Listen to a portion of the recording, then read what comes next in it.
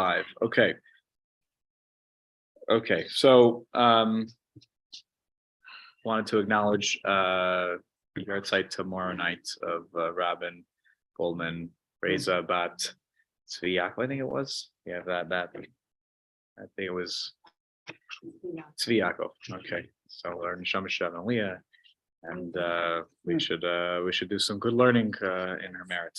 Okay. Okay. We are last week, and it's okay if you weren't here last week. I try to make this every week as a totally unconnected. There is a connection between last week and this week, but it's, if you weren't here, you weren't listening, it's fine. Don't worry, it's okay.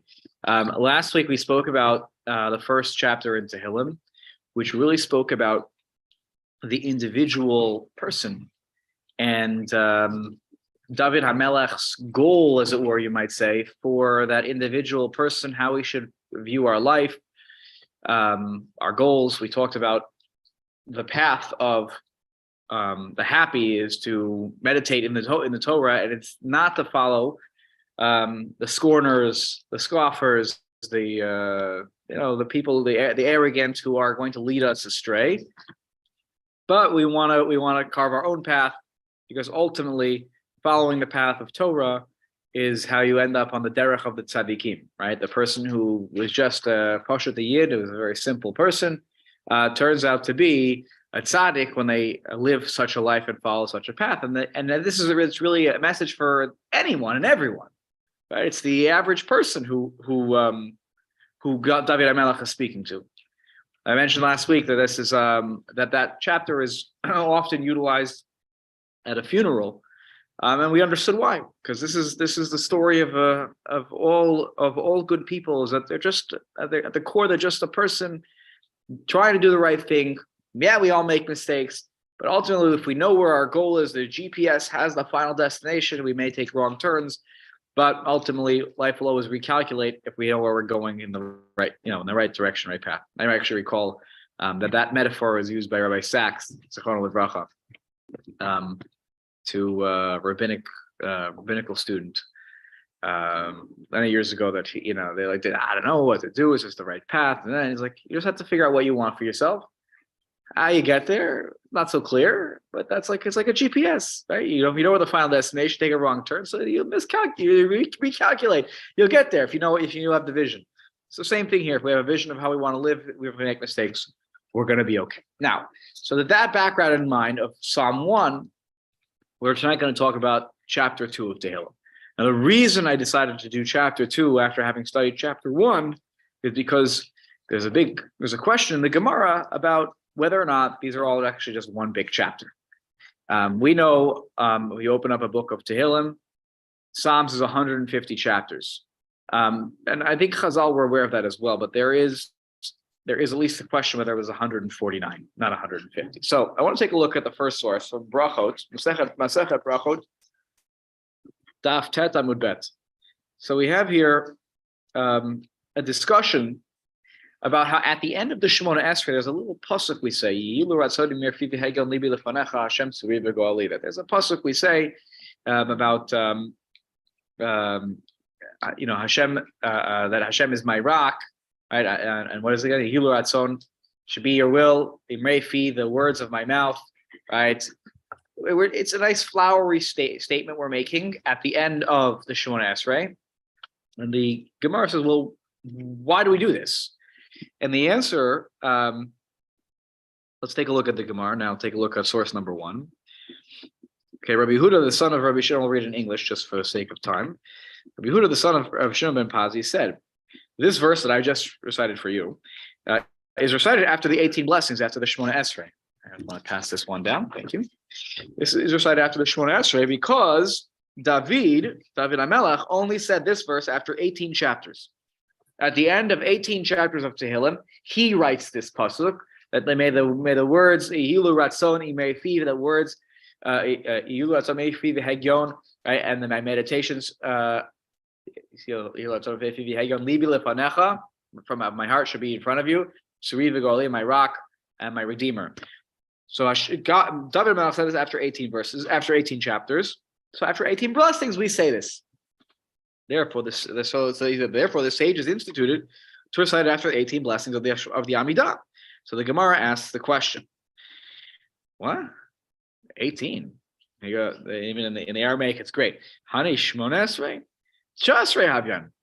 You can't count. What do you mean? Look at the book. It says after the 19th chapter, the pasuk is there. And lo and behold, if you open up our Tehillim today, it's at the end of the 19th chapter, not the 18th chapter. So the Gemara was, as I said, was already aware of the 150 chapter breakdown, but there seems to be some miscalculation here. The Gemara answers, happy is the man, the first chapter of Psalms, which we read last week, Ashrei Ish, right? Asher lo halach ba'atzat reshaim u'v'derech chata'im lo, I forgot the last word of the pasuk. Something, I can't remember now. And why are the nations in an uproar? The second chapter constitutes a single chapter, right? So the paragraph we read last week and the paragraph we're going to study tonight, Lama Ragshu Goyim Chada Parashahi. It's one chapter. So we have here a tradition that these two chapters are actually one, even though in our Tehillim it doesn't appear that way. So, well, how do we know? The Gemara is going to give a proof now that the first two chapters are indeed a single chapter. So Rabbi Yehuda, the son of Rabbi Shimon ben Pazi, had said, David said 103 chapters, and he did not say hallelujah in any of them until he saw the downfall of the wicked. Okay, only then could David HaMelech say hallelujah wholeheartedly. As it stated, let the sinners, Yitamu Chata'im min ha'aretz u'reshaim odenam barchi nafshi et Hashem hallelujah. Maybe if you said that on Rosh Chodesh, it's our special psalm of there on Rosh Chodesh. The word hallelujah does not appear in the book of Psalms until that chapter. What did Rabbi Shimon ben Pazi, what did Rabbi Yehuda, the son of Rabbi Shimon ben Pazi, say? It appeared in the 103rd chapter. Open up a book of Tehillim. Which chapter is it? 104th chapter. So once again, there is a one-off situation here. So the Gemara says, are there 103? Come on, it's 104 when you get to there. So the Gemara there also concludes, chapter 1 and chapter 2 go together. They constitute a single portion. And they give another proof. And this one is more interesting for the purposes of our study tonight. And this is from Rabbi Shmuel Bar Nachmani in the name of Rabbi Yochanan. He says, Kol parasha shahaita chaviva al David, every chapter of Tehillim that was beloved to David HaMelech. Patach ba Ashrei, he began with the word Ashrei, which means, how happy is the person. V'siyem ba Ashrei, and he concluded that chapter with Ashrei. Patach ba Ashrei, how did he start with Ashrei? Here's the example given. Dichtiv Ashrei ha'ish, happy is the man, which is the opening of chapter 1. V'siyem ba Ashrei, and he ends with Ashrei. Dichtiv Ashrei kol chosevo, which means happy are those who take refuge in God, which is the end of the second chapter. So here, once again, another tradition that the first two chapters went together. It begins with Ashrei, ends with Ashrei, but that only makes sense if you smush the two together. So we have a very ancient tradition that these two chapters are connected.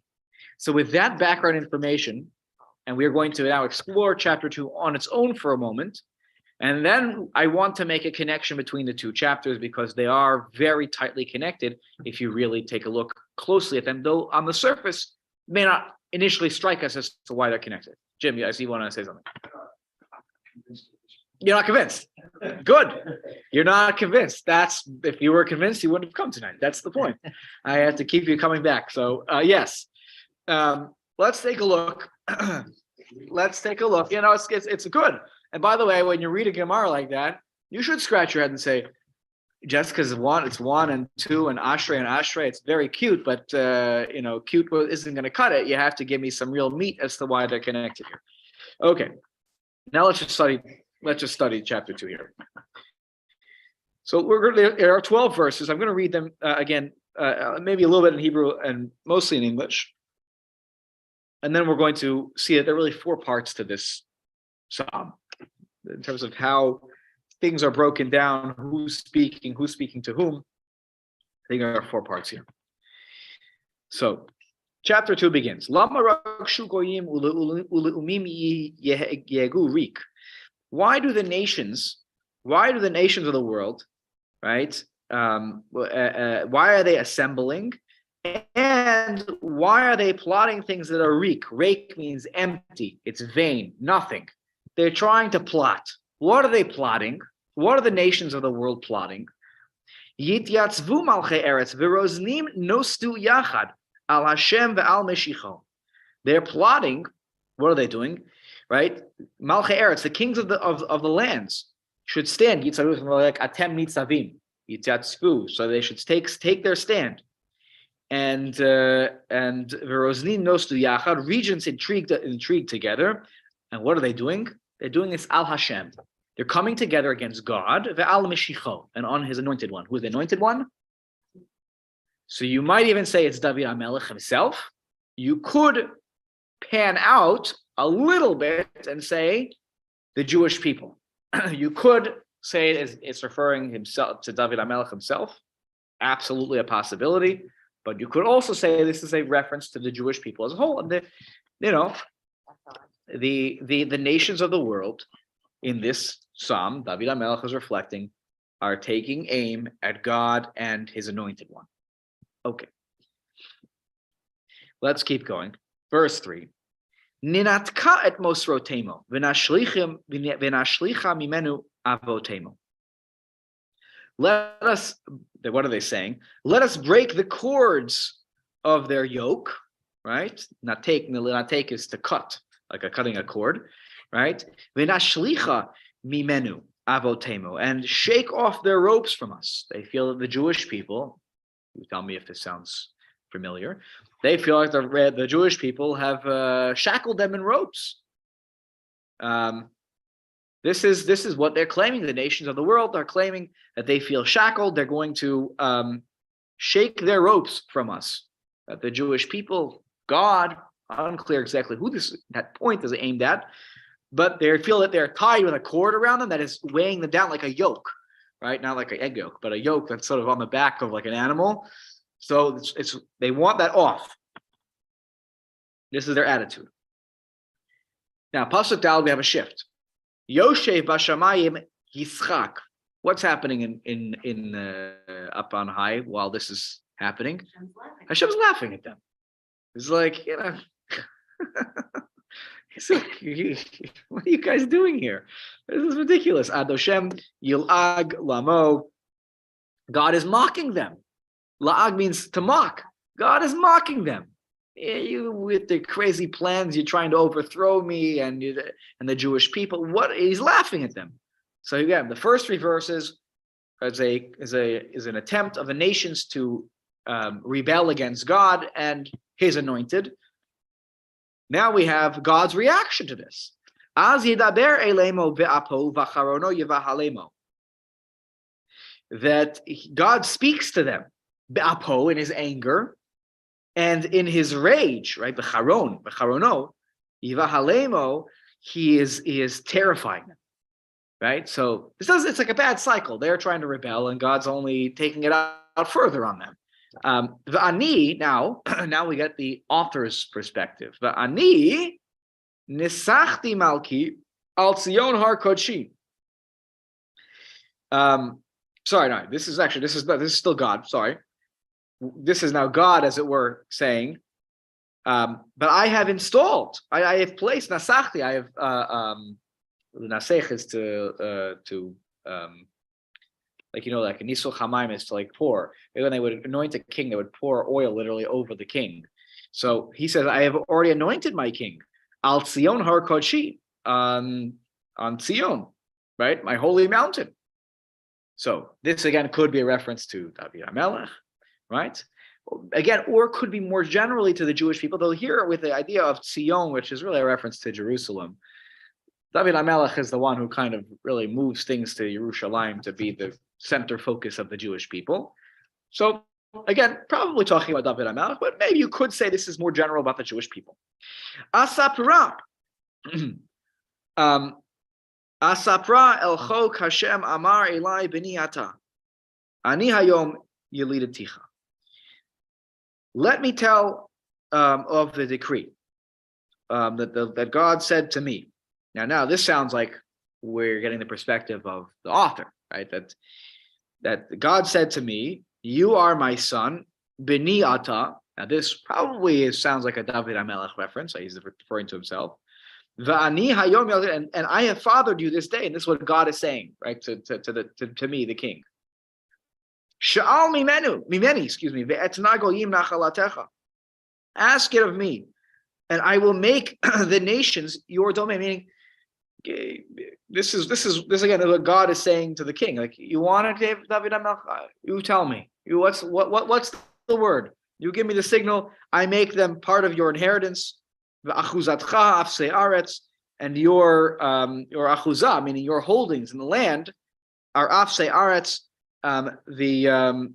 There's no limits to it. Okay. To ro'aim b'shevet barzel kichli yotzer nitapsem. You can smash them, David. Again, this is still God being quoted here.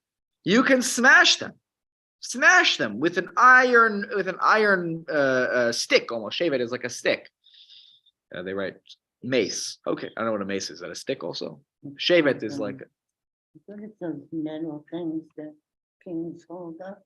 Oh, like a stick, almost like a scepter kind of situation. Yeah, that makes sense. The word shevet, not a scepter, but it's got like a special design on it. Right. Okay. And you could shatter them like the potter's ware. I mean, like you could take it and smash it like a pottery. This is what God tells his son, right? This is David HaMelech.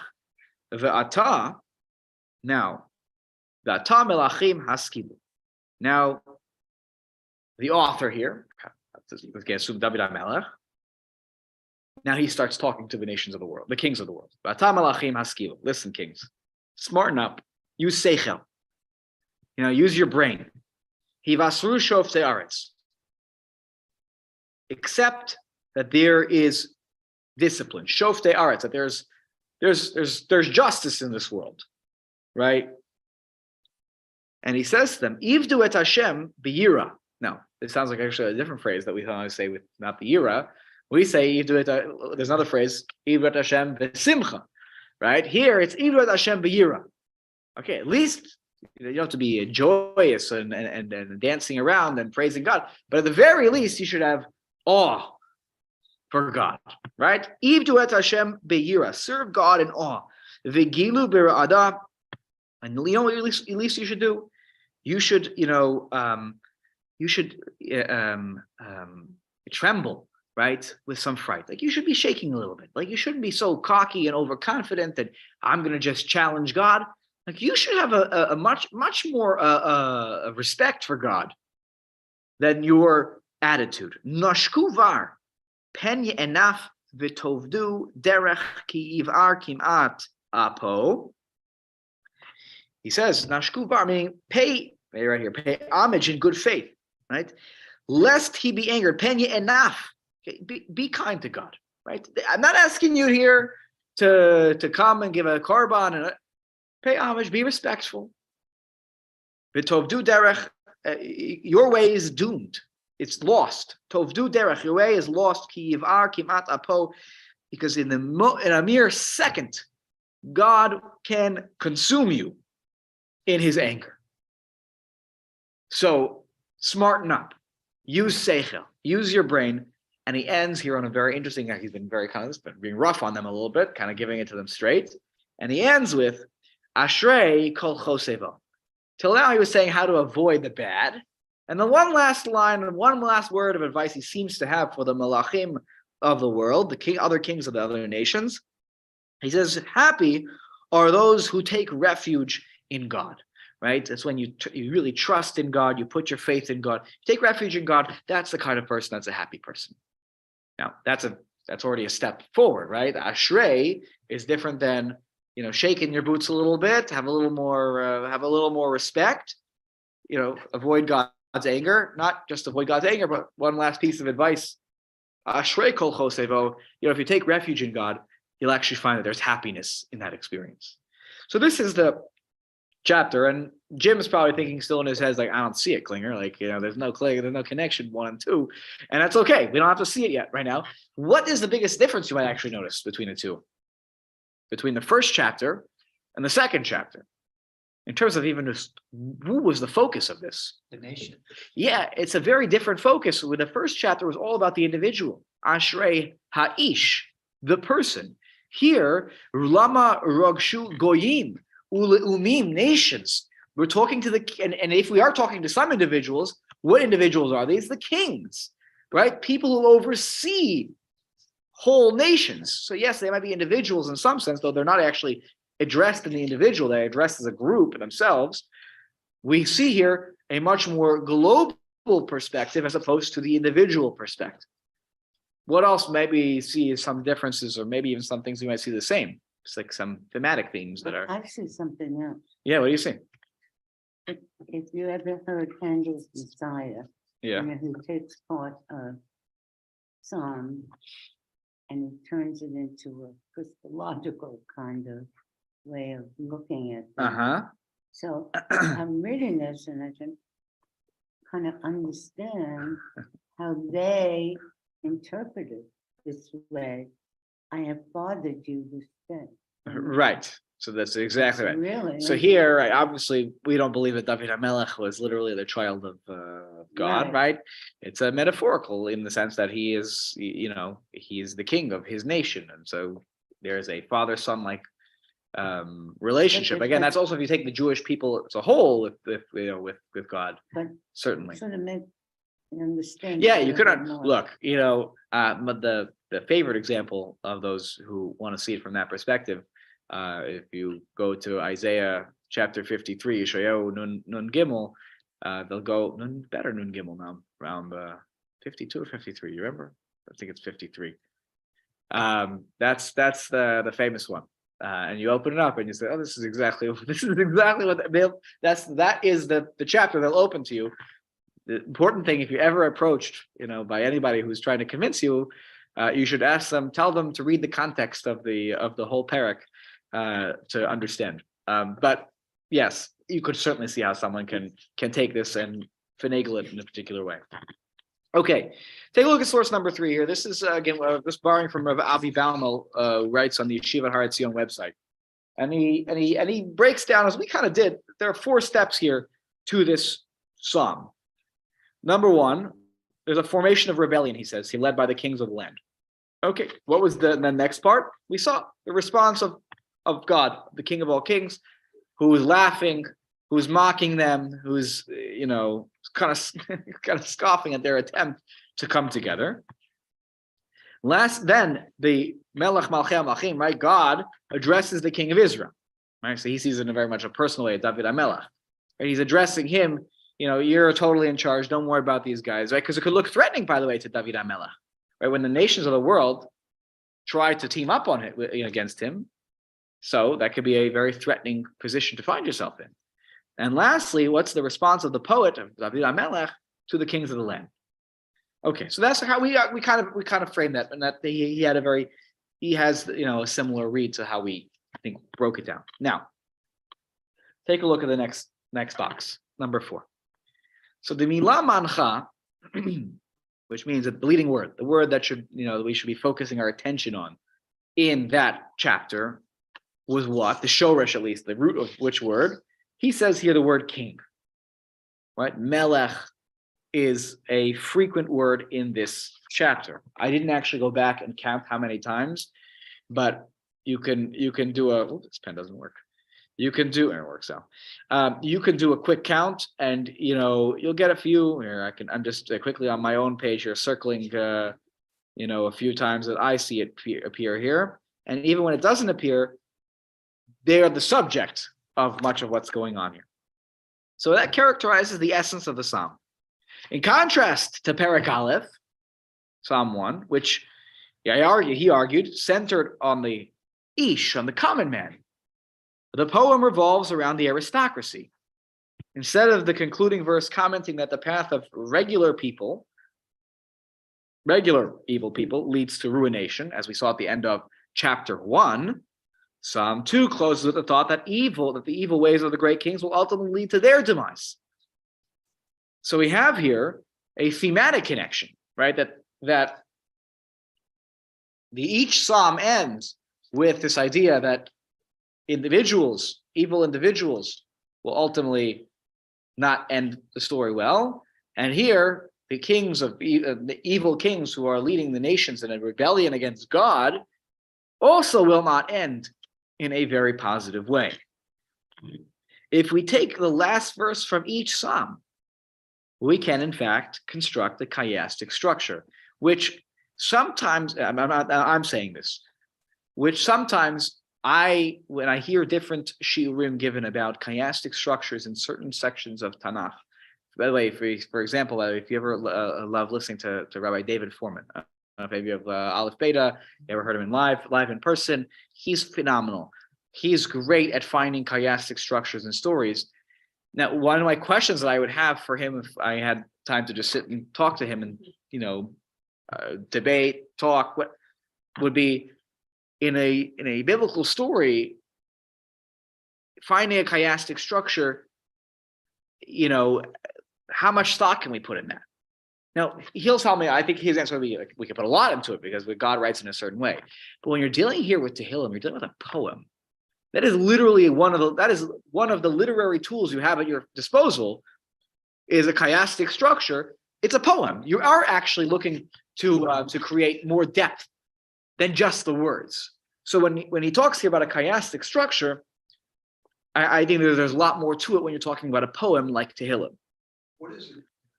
So he's going to explain here. So you'll have like let's read this as an example. And then what was that? I heard of that. I'm an English teacher. I never heard Of a chiastic structure? I forgot what it meant. No, Must be one of these new things. Exactly. It's a new poetry, which underscores here the message of the poet. Okay, Psalm 1, right? Let's read and then I'll explain the structure. For the Lord knows the way of the righteous. Remember, this is last week. God knows the way of the righteous. That's a positive, right? That's our A here in our chiastic structure. And the end of the pasuk was, but the way of evil, toved, right? It will be lost. That's B, right? So that's a second thought. How does Psalm 2 end? The evil kings who attempt to overthrow God and Israel will perish. That sounds like B from the previous one, same theme. And then, but praised be those who put their faith in God, which sounds a lot like A of the previous one. So you have here an ABBA structure that, and he explains it here. The chiasmus as a literary tool can be used in different ways to analyze lines in poetry. Certainly this structure highlights the symmetry of ABBA, but more importantly, it emphasizes the core of the structure, the BB, right? That's your core. That's the inner part of the structure, which talks about how the evil, individual or national, or the kings, who take the approach of rebelling against God individually through individual sin, or literally trying to overthrow God and his people. Those are both comparable. And it says in our case, it perhaps suggests the universality of evil drives. Right? You can have an evil king, you can have an evil person, right? When you analyze the king in his great power, the driving force behind his actions might be very similar to the driving force of the average evildoer. It could be greed, pride, right? You name it. The same characteristic may drive a person who's the king, who has a lot more at his disposal what he can do in terms of the magnitude of the evil versus the individual, but they might actually be driven by the same thing. Yeah, Jim. It seems like that every time we study has the same thing, which is that evil may get pleasure in the moment, but they won't prevail In the long run. Correct. Isn't this, it would seem to me that this fits that theme that we've been. Yes. Yeah, I absolutely. I have not even, I hadn't think about it in those terms, but yeah, which is interesting. I guess as we study more and more, and we think about what are some of the themes of the book of Tehillim, perhaps this is a problem that David HaMelech is responding to, because this is the age-old question, right? Right? It's tzaddik v'ralo, righteous people, and bad things happen to them, and the good people. We all look at the world and we say, and this one is this evil, whatever. This, this selfish, awful. You can whatever adjectives you want to put, and they're thriving, and they're living life, it's a problem that should, bother the person who believes in schar va'onesh, that there's reward and punishment. And, it's a very challenging thing when you feel like, hey, I'm working hard here. I'm an honest person and I'm scraping by, and here this one commits this, crime and this fraud and this, and nothing happens to them.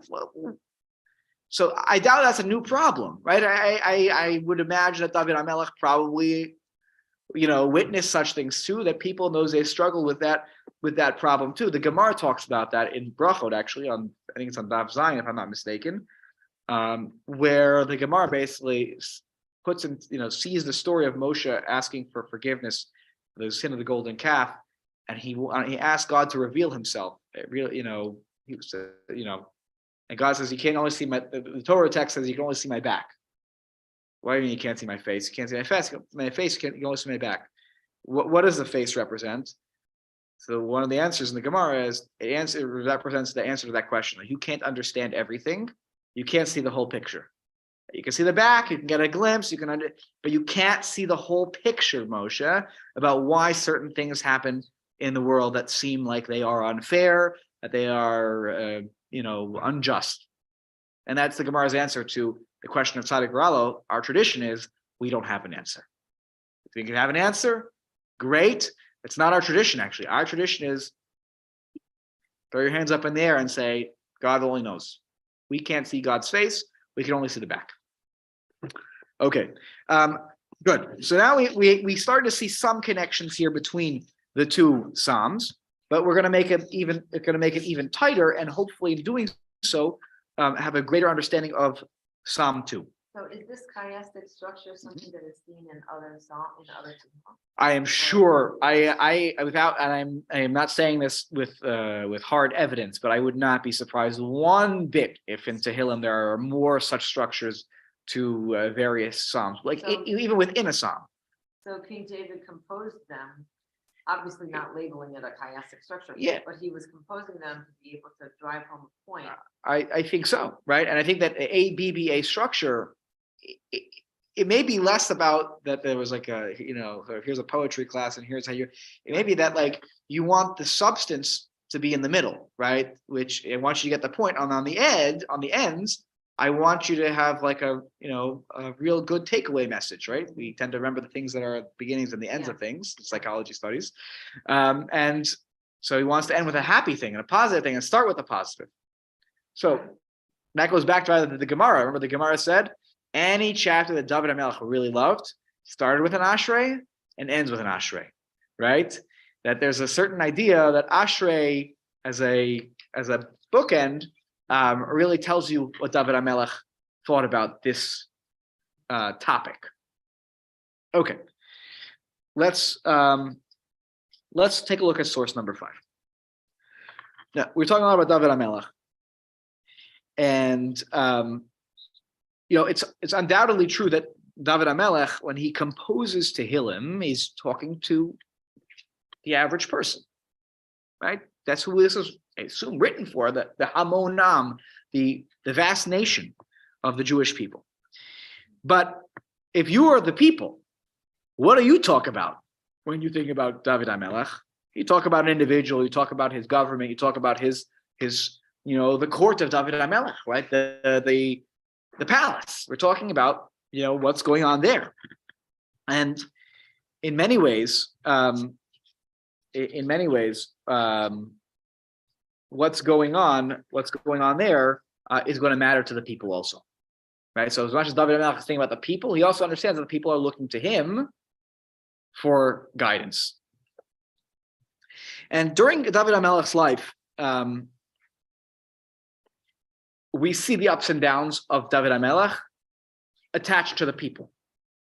Meaning, as David goes, so go the people.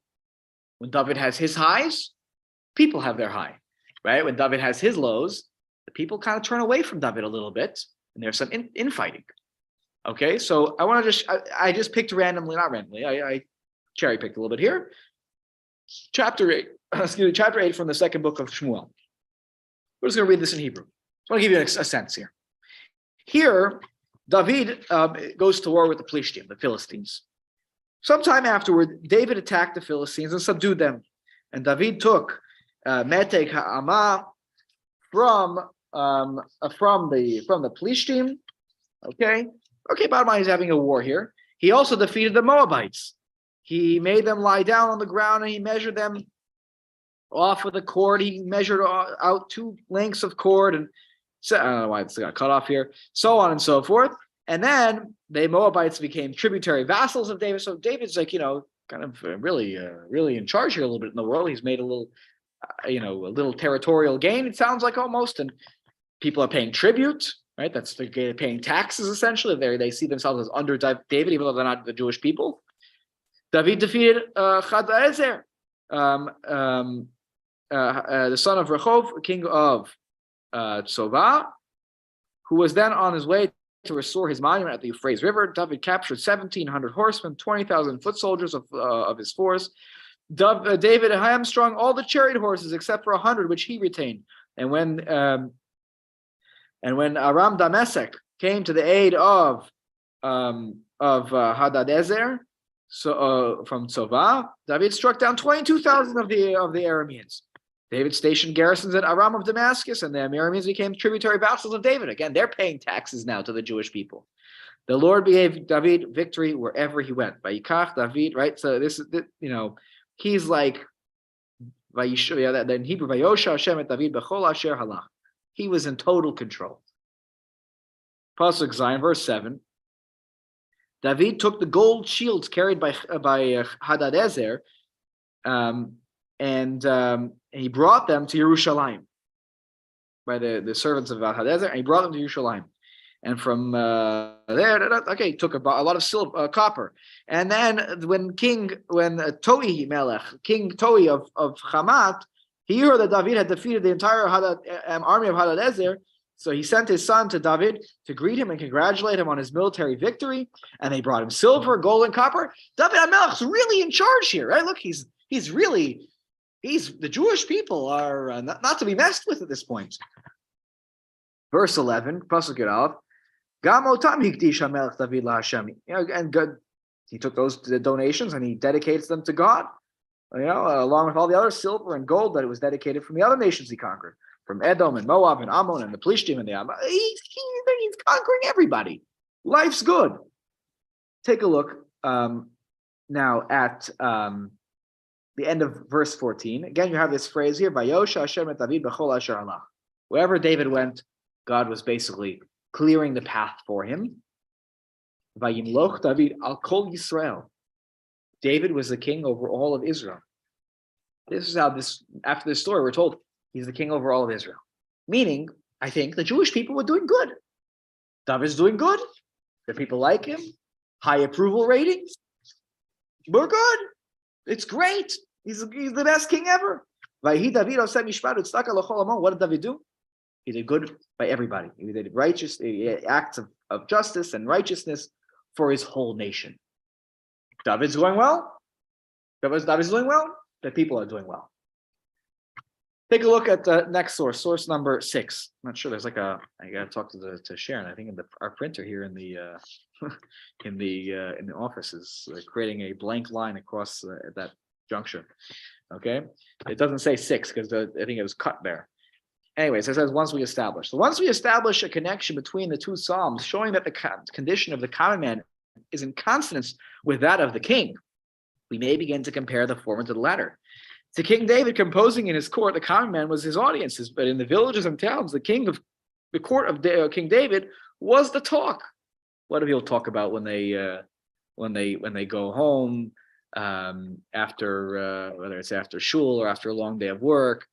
You talk about what's going on amongst the leadership of the world, the leadership of the Jewish people, the leadership of that's our talk. What do we talk about? For better or for worse, we talk about the politics. Probably more than we should talk about politics in our lives. We talk about what's going on in the Jewish community. This is good about the Jewish community. That's not good about the Jewish. We talk about what's going on in the world of the leadership. The king's palace was a barometer of how regular people live their lives. The king, representative of God, certainly had the ability to teach profound lessons through the example of his personal conduct. During King David's life, spelling mistake there. During King David's life, this truth was so tangible that one could feel it. As one reads through Shmuel, the book of Shmuel, we just read a little passage. one cannot but sense that the actions of David reverberated in the kingdom. When he was fighting battles and constantly calling out to God and for guidance, the nation was spiritually moved and followed suit. When he sinned in his palace with Bathsheba, story we touched on a few weeks ago, the people were confused. Like the prophet Nathan, remember, he comes and he scolds David for what he did with Uriah and Bathsheba. They did not know how to react, and along with his own children, they turned on him, some people. His own children turned on him. They were unable to trust him as their leader or their father. Ultimately, the nation learned that the quality of repentance, of tshuva, pervaded David's soul, and once again, he was raised up as their great leader. Right? So as David HaMelech goes, you read Shmuel, so go the people. Who wrote this source? This That's Rabbi Bauman, Rabbi Avi Bauman. Yeah, again, sorry, I got cut off here. Yeah.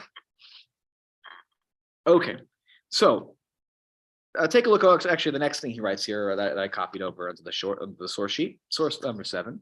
To sum up, says Rav Bauman, the connection between the two Psalms is clear if we see them as complementary.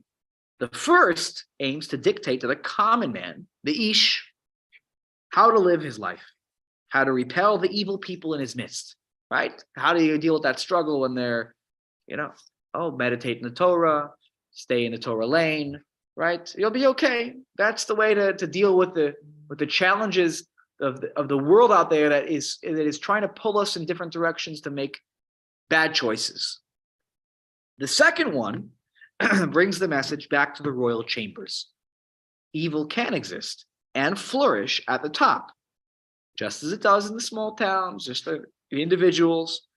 But whereas the first psalm gives the blueprint for success of the individual, the second addresses the nation of God as a whole.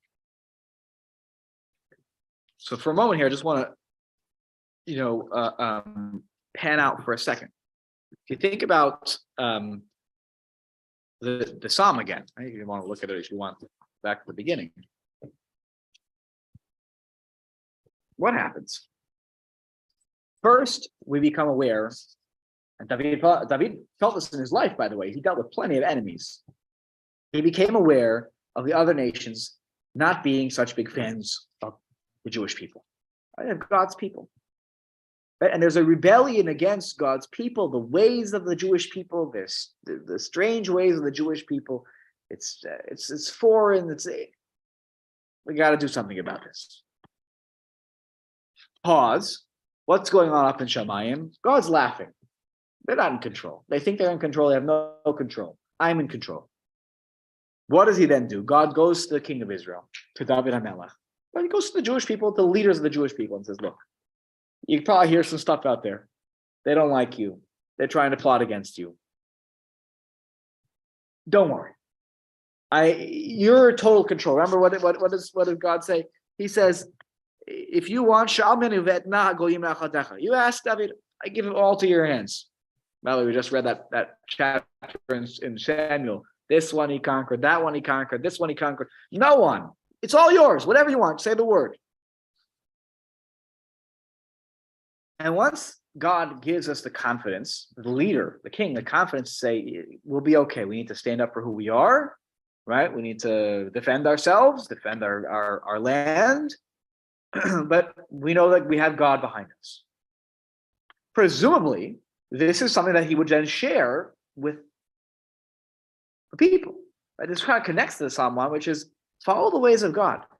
The nations of the world are rebelling against God. They don't just want to fight the Jewish people simply because they're the Jewish people, but it's for what they stand, right? There's laws, they're different, they're foreign, they don't worship like us, they're different than us, which is what Paro, by the way, said at the beginning of Shemot. He says, these people, they worship differently, they're different, they're different.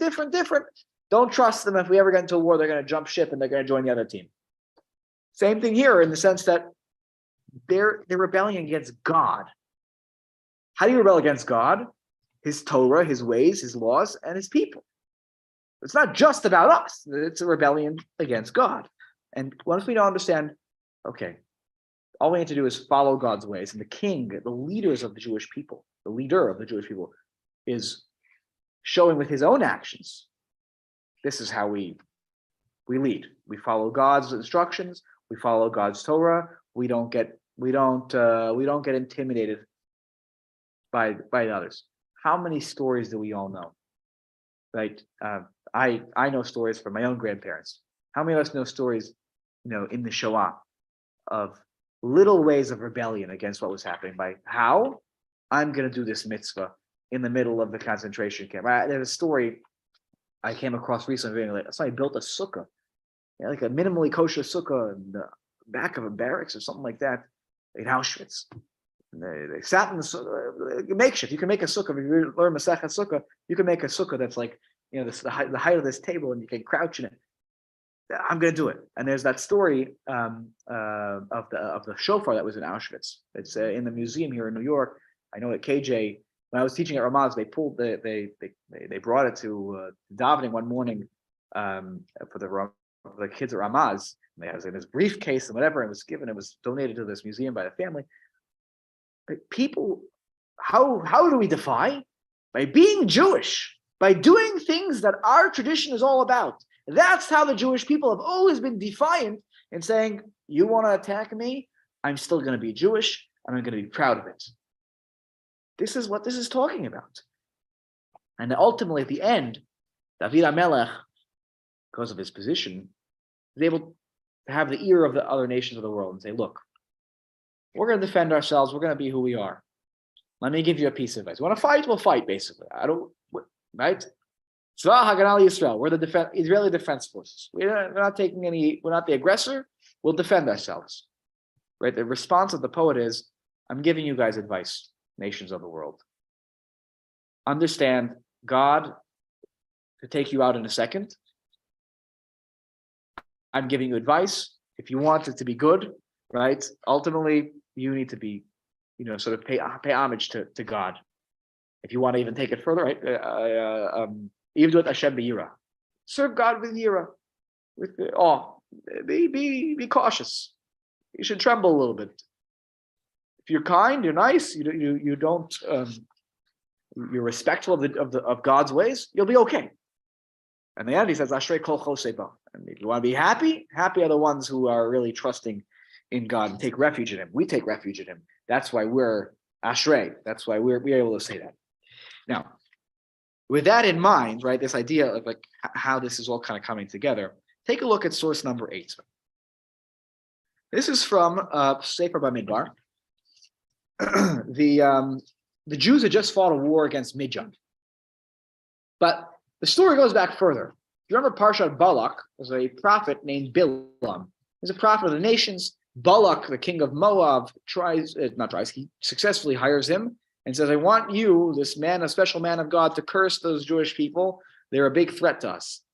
Think of the story, by the way, given what we were just talking about here.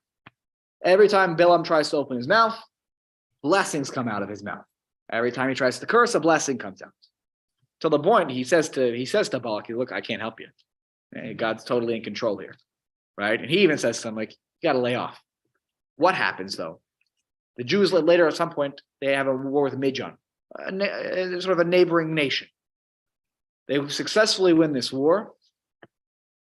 But the war what precipitated before that was a sin. The Midianite women had seduced the Jewish men into illicit relations, and this caused the plague amongst the Jewish people. They put an end to the plague, and then later on, the Jews attacked the Midianites.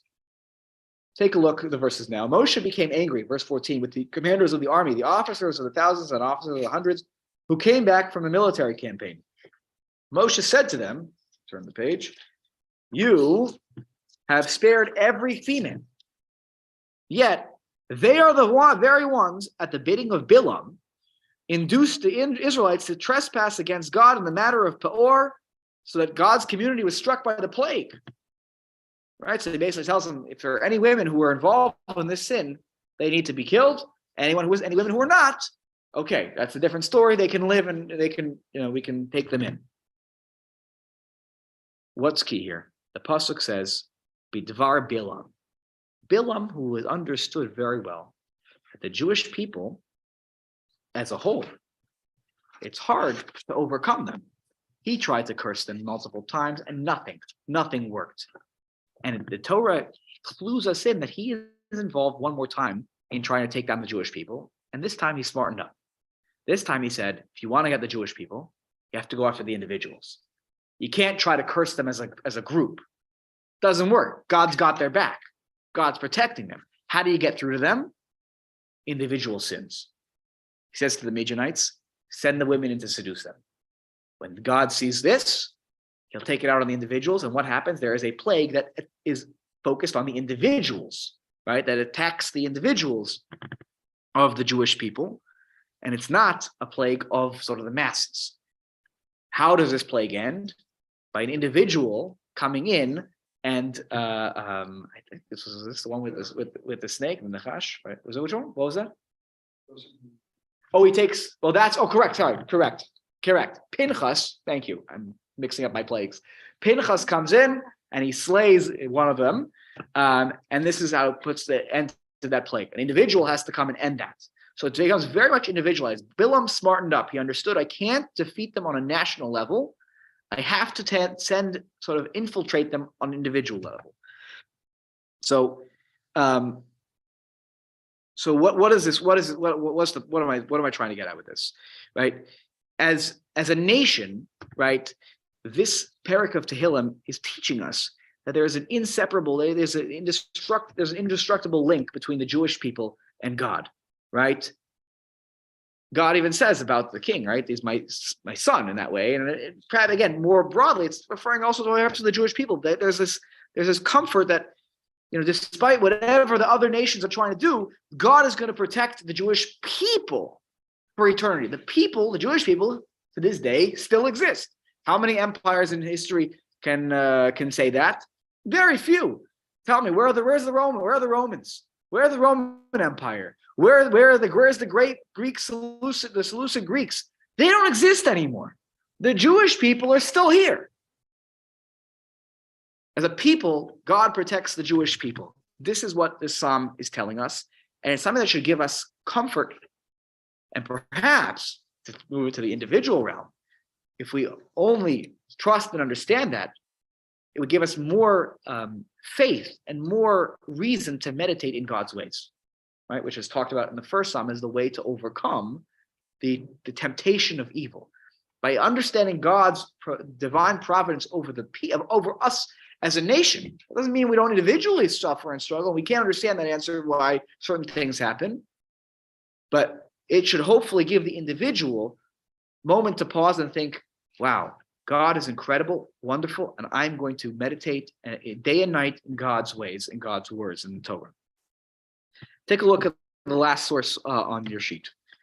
The final list of Rav Bamel. Rav Bamel writes, the final message is a note of Musar, a moral of the psalm, right? When David is speaking to the other nations, the other kings, a moral lesson delivered by the poet to the kings of the lands.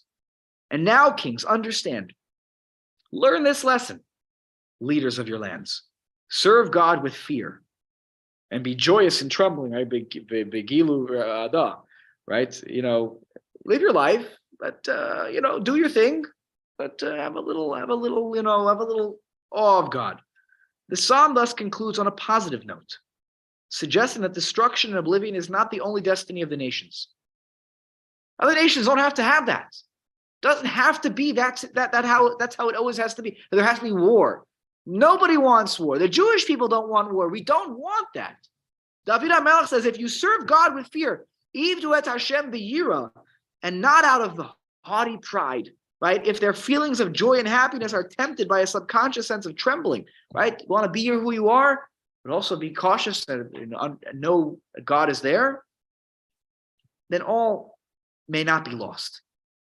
And I would even add in, he throws it at the end. If you want to go, the whole way here, you want to get all the way across the goal line, he tells them,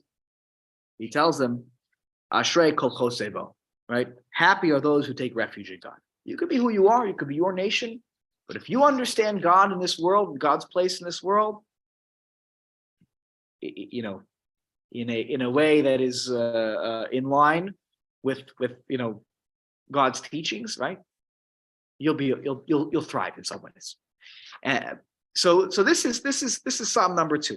And again, if you go back to the Gemara now, the connection we understand that it's not just Ashrei, Ashrei, but that there is a very strong thematic connection from the individual to the as Rav Bala put it, to the nobles, what was he? The aristocracy, right? The individuals look to the nation, to the leader, to the king, and in turn, the king gives confidence back to the people. So it works kind of both ways. And I think that is, I think that's the way that we can look at this and say, well, how did they, in the times of the Gemara, some of the rabbis have this tradition that it was one? Because there is a very strong theme here. And hopefully I convinced Jim now. He was, the beginning is very skeptical, but this hopefully is our way of understanding this. And as we say this psalm, again, this is not one that you will find, I'm aware of, in any part of ritual ceremony, but those of you who say Tehillim from time to time, right, think about this connection, about the confidence that we get as individuals from the success of the nation, and particularly our leaders, giving us the confidence to follow in God's ways because of how God takes care of us as a nation. Is there Okay. a particular time when this song is said? I'm not aware of like any particular, a wedding, at a funeral. I'm not aware. You could say, Tehillim at any point in your life. I know that there are some people who are a part of like the Monday Tehillim, women's Yeah, I Tehillim read group. it this morning, You actually. read this one this morning. There you go. They have a more of an understanding of it. So yeah, it's something that the reason I decided to delve into this one was because of its connection to Perek Aleph, and I didn't want us to forget too much what we learned last week. So this way it keeps it fresh. Okay. Any other questions? Okay. Well, fantastic. Another pleasure learning with everybody. Next week, just a note. I am hedging my